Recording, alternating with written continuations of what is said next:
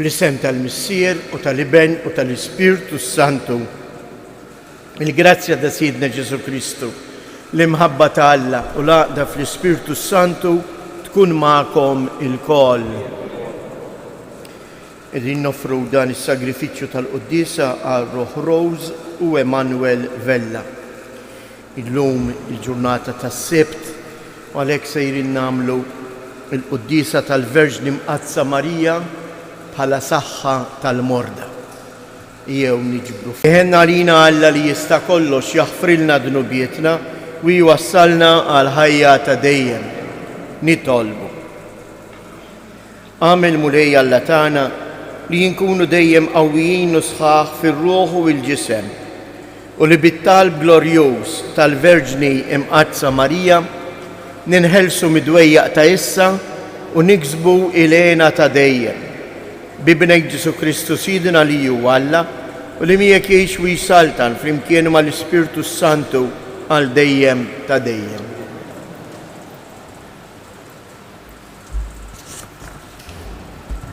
Għalli mill-littra ta' San Pawla Apostlu l-Efesin, ħuti li l-kull wieħed minna Alla tagħna l-grazzja skont il-kies tad-don ta' Kristu.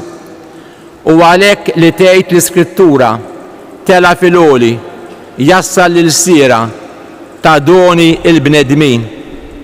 Tela, xi jfisser dan għajr li hu niżel ukoll fl-inħawi l-aktar t'isfel tal-art? Dak li niżel huwa dak li tela fuq is-smewiet biex jimla kollox. Huwa dak li ta' lil xi wħud li jkunu apostli, lil xi wħud profeti, lil xi wħud evanġelisti, lil xi wħud rajja u malmin. Hekk jitrawmu l-qaddisin għax-xogħol tal-ħidma tagħhom għall bini tal-ġisem ta' Kristu. Sakemm aħna lkoll naslu biex insiru ħaġa waħda fil-fidi u fl-għarfien tal-Iben t'Alla, insiru raġel magħmul fl-aħjar ta' żmienu u hekk isseħħ il-miljaq ta' Kristu. Ma nkunux aktar trabi mitfowejn lawn u lem u mkaxkra minn kurreħ ta' talim bil-kerk tal-bnedmin u bl-ingan tagħhom biex iwasslu il-ħaddieħor fl-iżball. Imma waqt li nagħmlu s-sewwa fl-imħabba nikbru f'kollox fih, f'dak li hu ir-ras Kristu.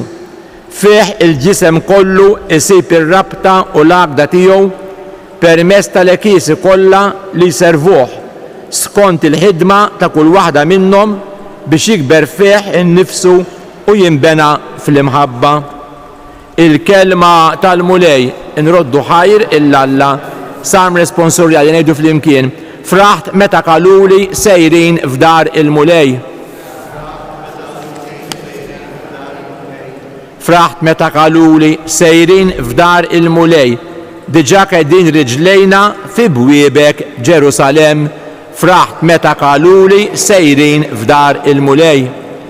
Ġerusalem mibnija bħal belt, maquda ħaġa waħda, lejja it-trubijiet jitilgħu, it-trubijiet tal-mulej flimkien, fraħt meta qaluli sejrin f'dar il-mulej. Biskont il-liġi ta' Iżrael ifaħru isem il-mulej għax hemm twaqfu it-tronnijiet tal-ħakk, it-tron Qari mill-Evanġelju skont San Luqa. F'dak iż-żmien ġew xi ħud għand Ġesu u qalulu b'dawk il-Galilejn li Pilatu kien ħalla demmhom mad-demm tal-vittmi tas-sagrifiċċju tagħhom.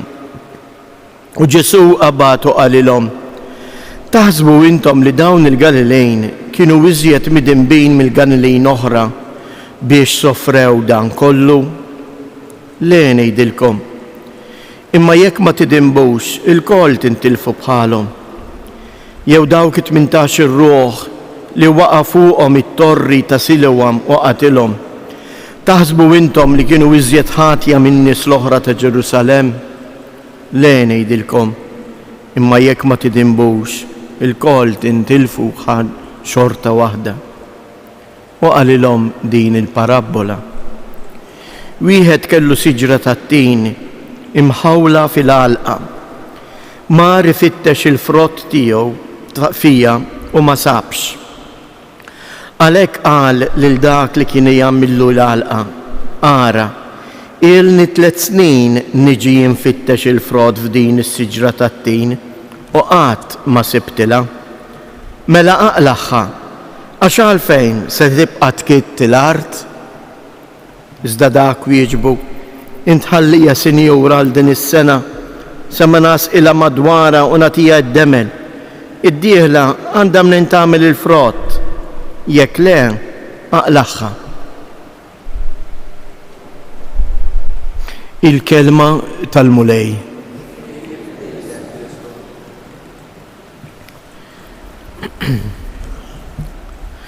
Verament għandna dolodu għaliex għal din il-kelma nwieġbu tifħir lilek Kristu. Għandna liex nirringrazzjaw kien faħruh għax il-kelma tiegħu hija kelma li ddawwal il-ħajja tagħna. Hija kelma li ma tħallniex naqbdu it-triq tat-telfien.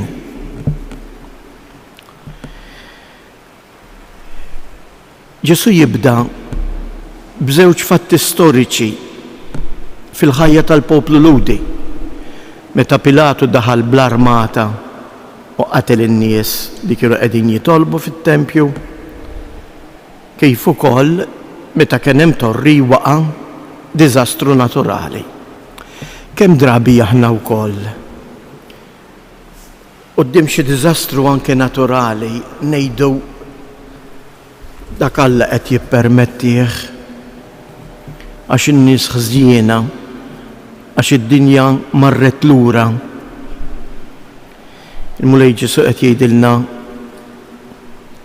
attenti, ara int taqrax l-istorja b'dawn l-għajnejn ta' kundanna, imma qgħod attent li jekk inti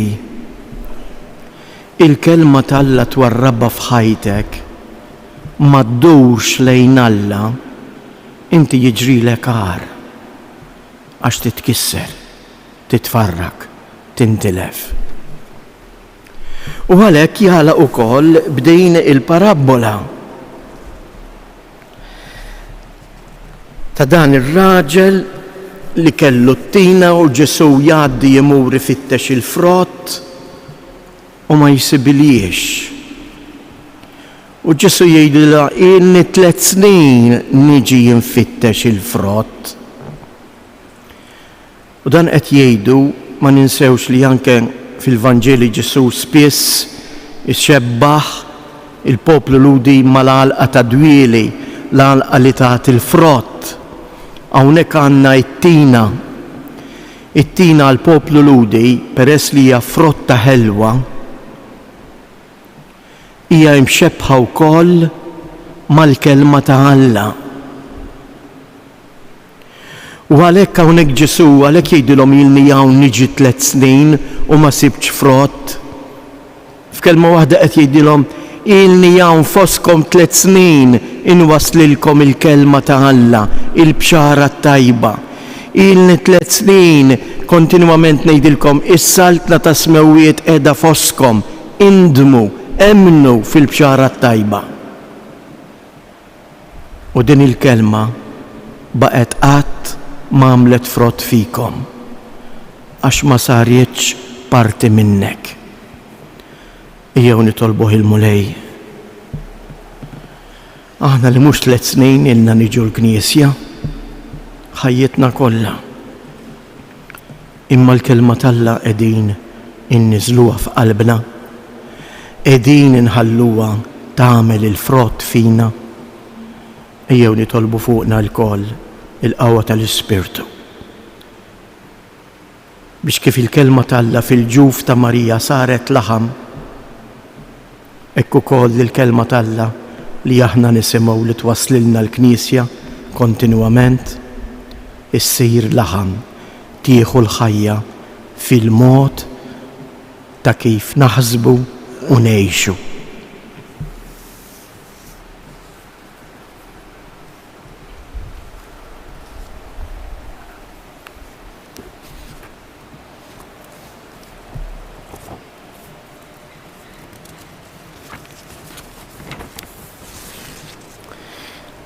Alla tagħna huwa tqil biex jagħdab u kollu imħabba u tieba.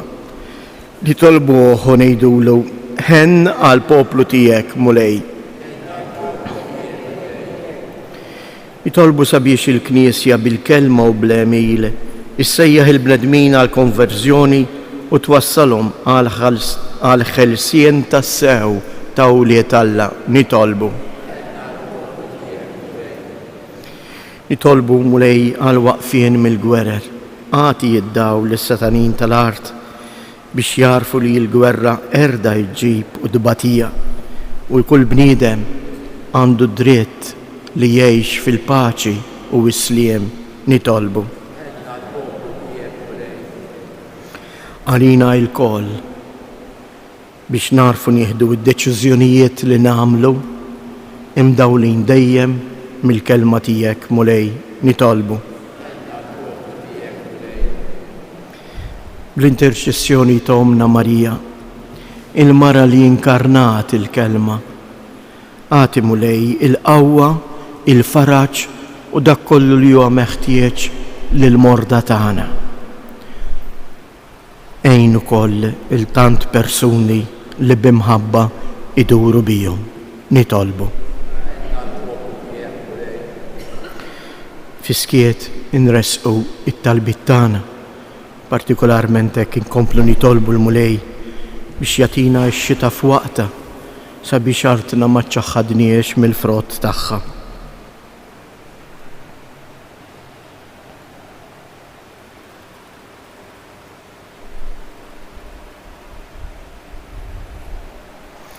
Il-qa mulej dawn it-talbit tagħna, il-ħnina kbira tiegħek tbiddel il-qlubna sabiex ħilsa minn kull ħażen ngħixu biss għalik fil-qadej ta' ħutna l-bnedmin kollha bi Kristu Siedna.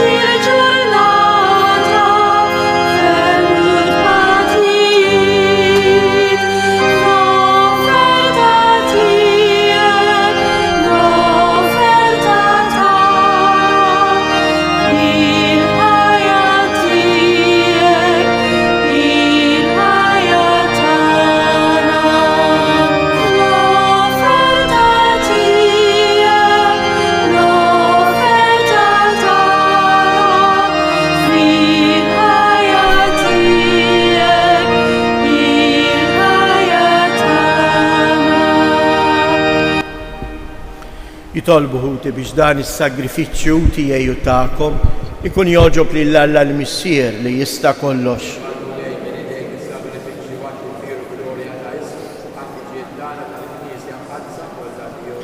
Il-qa mulej it-talb u l-offerti li aħna fidili tiegħek qegħdin nagħmlulek fit-tifkira tal-Verġni Mqazza Marija biex permezz tagħhom noġbuk u naqilgħu l-għajnuna tat-tieba tiegħek bi Kristu Siedna.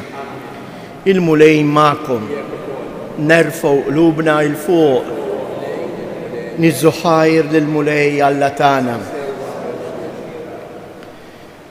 Xieraq li nroddulek ħajr sewwa li nsebħuk Missier Qaddis għaliex il-Verġni Mqazza Marija li jissieħbed b'mod tal-għaġeb fil-misteru ta' dbatija għal morda li jitolbu l-ħarsien tagħha tiddej bħala sinjal ta' saħħa u ta' tama mis-sema. Lil dawk li jħarsu lejja tagħtihom eżempju ta' ruħ marbuta għal kollox mar-rieda ta' Alla. Kollha kemm hi xebħ ma' Kristu li fl-imħabba bla qies tiegħu għalina refa' fuqu il-mart kollu tagħna u tabba bin-niket tagħna. Bih il-qtajja kollha tal-anġli ferħana għal dejjem quddiemek iqimu l-kobor tiegħek flimkien ma tagħhom ilqa' nitolbuk it-tifħir tagħna waqt li magħhom nifirħu u intennulek. Qaddis, Qaddis, Qaddis, mulej Alla tal-eżerċiti, ismewitu l-art mimlija bil-glorja tiegħek, osanna fil-għola ta' smewiet, imbirek minn ġej fisem il-mulej, osanna fil-għoli ta' smewiet. Qaddis s-sewint mulej inti lajn ta' kull qdusija. Qaddis għalek nitolbu dawn l-offerti bil-barka tal-Ispirtu tijek biex isiru għalina il-ġisem u id-dem ta' Siedina Ġesu Kristu. Li meta kien se jingħata biex mir-rajħ ibati ħal ħobs radd il-ħajr qasam tal id-disċipli tiegħu u qal: ħudu u kulu il-koll minn dan għax dan huwa ġismi li jingħata għalikom.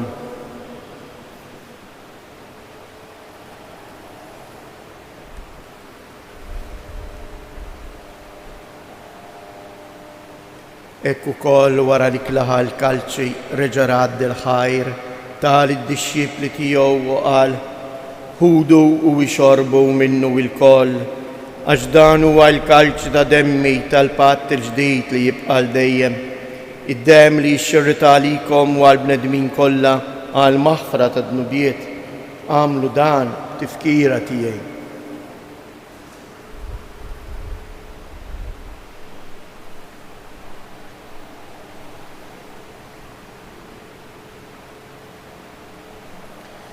Dan hu il-misteru tal-fidi.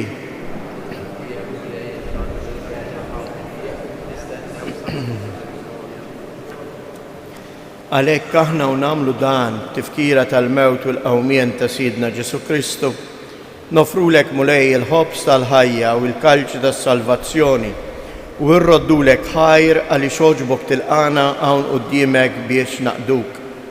U mit-ċokontana nitolbu li l-Ispirtu Santu jaqadna f'ġisem wieħed lilna li nieħdu sehem il-ġisem u id-dem ta' Kristu. Ftakar mulej fil-Knisja tiegħek imxarda mad-dinja kollha u ittaqa' fl-imħabba flimkien mal-Papa Franġisku, mal-Isqof tagħna Anton, l-isqfijiet u l-ministri tiegħek kollha. Ftakar ukoll fħutna li raqdu bit-tama tal-qawmien. Ftakar fil-mejtin kollha, daħħalhom quddiemek fid-dawl tas-sebħ tiegħek.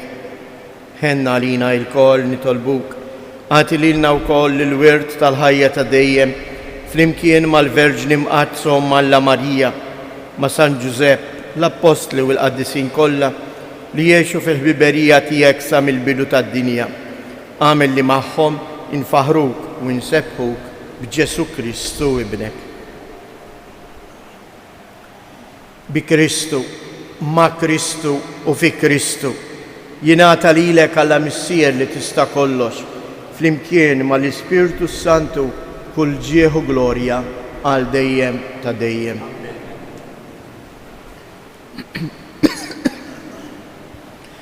Sejrin nitolbu it-talba tas-salvazzjoni tagħna, it-talba li jekk aħna ngħixu dak li ħanejdu bil-fom ħansibu verament is-salvazzjoni.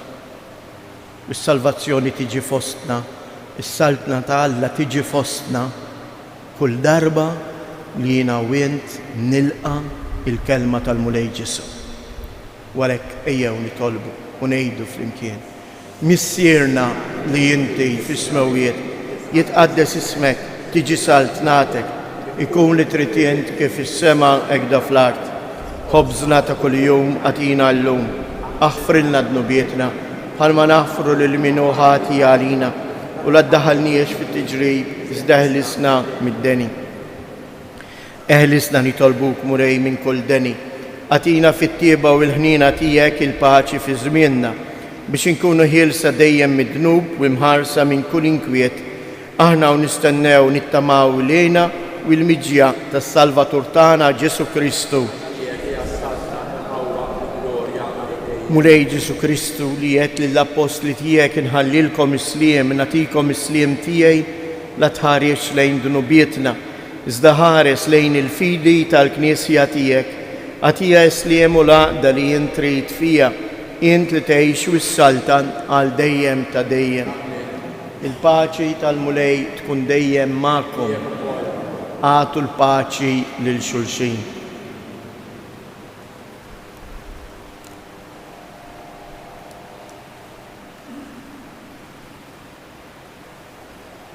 ħaruf ta' Alla li tneħħi dnubiet tad-dinja ħenna għalina. Ħaruf ta' Alla li tneħħi dnubiet tad-dinja ħenna għalina. ħarruf ta' Alla li tneħħi d-nubiet tad-dinja għatina il-paċi.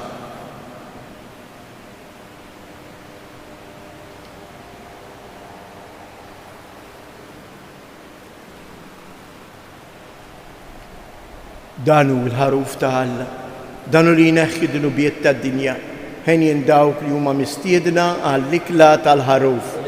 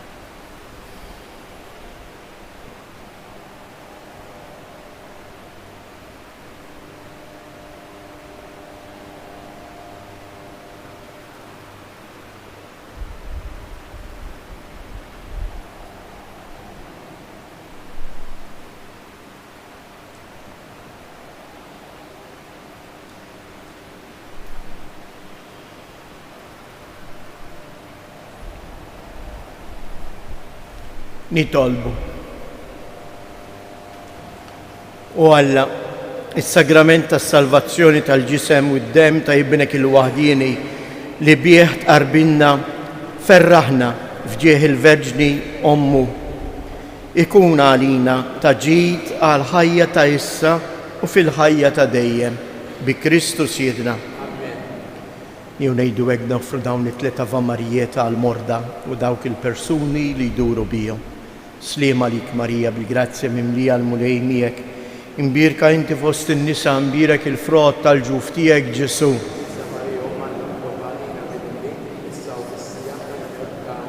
Sliema lik Marija bil-grazzja mimlija l-mulej miegħek, imbirka inti fost in-nisa, imbirek il-frott tal-ġuf tiegħek Ġesu. Sliema lik Marija bil-grazzja mimlija l-mulej miegħek, Imbirka inti fost in-nisa, imbirek il-frott tal-ġuf tiegħek Ġesu. Madonna ta' Pinu, Sultana tal-familja, ħarstek fuqna dejjem żomm. Il-mulej ma'kom. Iberikkom Alla li jista' kollox il-Missier, l-Iben u l-Ispirtu Santu. Morru u għejxu fil-paċi ta' Kristu.